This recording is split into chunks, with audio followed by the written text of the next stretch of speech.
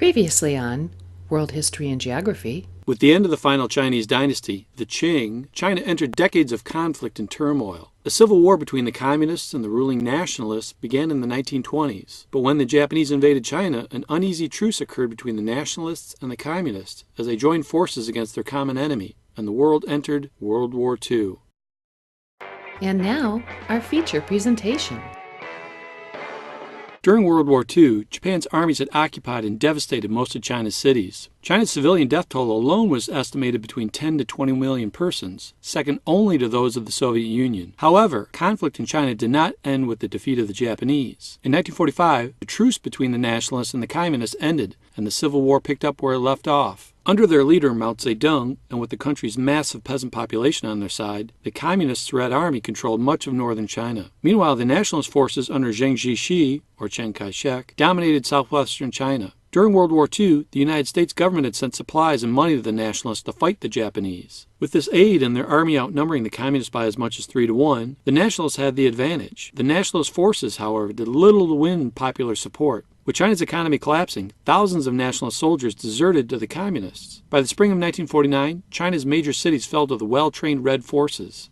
Mao's troops were also enthusiastic about his promise to return land to the peasants. The remnants of Chiang Kai-shek's shattered army fled south. In October 1949, Mao Zedong gained control of the entire country. He proclaimed it the People's Republic of China. Chiang and other nationalist leaders retreated to the island of Taiwan, which Westerners called Formosa. Mao Zedong's victory fueled U.S. anti-communist feelings. Those feelings only grew after the Chinese and Soviets signed a treaty of friendship in 1950. Many people in the United States viewed the takeover of China as another step in a communist campaign to conquer the world. China had split into two nations. One was the island of Taiwan, or the Republic of China, with an area of 13,000 square miles. The mainland, or People's Republic of China, had an area of more than 3.5 million square miles. The United States backed the nationalist Taiwan, while Joseph Stalin and the Soviet Union backed the communist mainland. In the early years of Mao's reign, Chinese troops expanded in Tibet, India, and Inner Mongolia. Outer Mongolia, which bordered the Soviet Union, remained in the Soviet sphere. After the taking of Tibet in the early 1950s, the Chinese promised autonomy to the Tibetans, who followed their religious leader,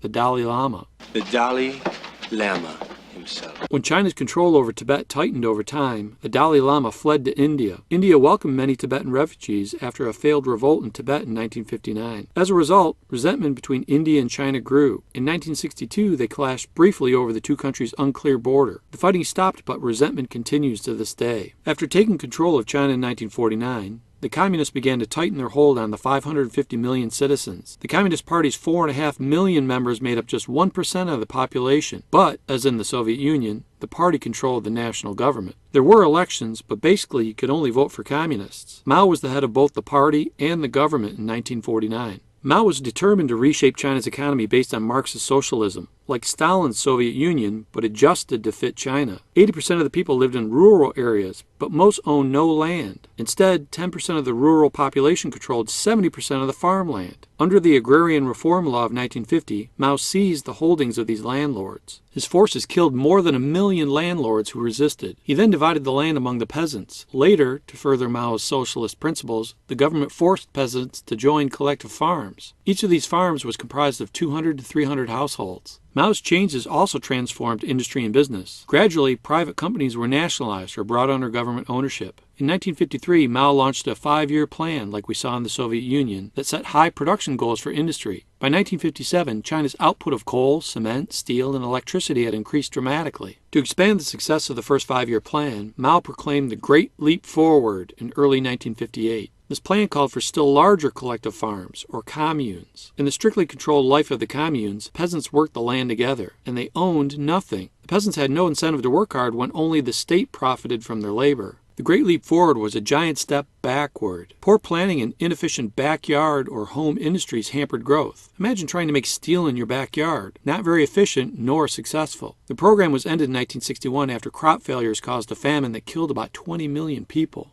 By the late 1950s, the spirit of cooperation that had bound the Soviet Union and China began to fade. Mao Zedong and the Soviet Union's new leader, Nikita Khrushchev, each sought to lead the worldwide communist movement. As China and the U.S.S.R. also shared the longest border in the world, they faced numerous territorial disputes. After the failure of the Great Leap Forward and the split of the Soviet Union, Mao reduced his role in government. During the 1960s, other party leaders moved away from Mao's strict socialist ideas. Mao thought China's new economic policies weakened the communist goal of social equality. In 1966, he urged China's young people to learn revolution by making revolution. By this time, the cult of personality made the great leader, the great supreme commander, the great teacher, and the great helmsman, Mao Zedong, a godlike figure in China. So the young people listened. Wait a minute, young people listened to an adult?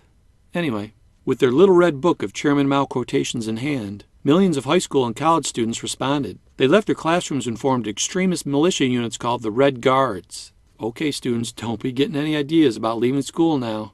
The 20 to 30 million Red Guards, who only knew life under the communist regime, led a major uprising known as the Cultural Revolution. Its goal was to establish a society of peasants and workers in which all were equal. The new hero was the peasant who worked with his hands. The life of the mind, intellectual and artistic activity, was considered useless and dangerous. To stamp out this threat, the Red Guards shut down colleges and schools. They targeted anyone who resisted the regime, including the highest communist officials. Intellectuals had to purify themselves by doing hard labor in remote villages. Thousands were executed or imprisoned. Chaos threatened farm production and closed down factories. Civil war seemed possible. The Cultural Revolution had gone too far. By 1968, even Mao, whoa, Chairman Mao, don't you know that smoking is bad for your health and your teeth?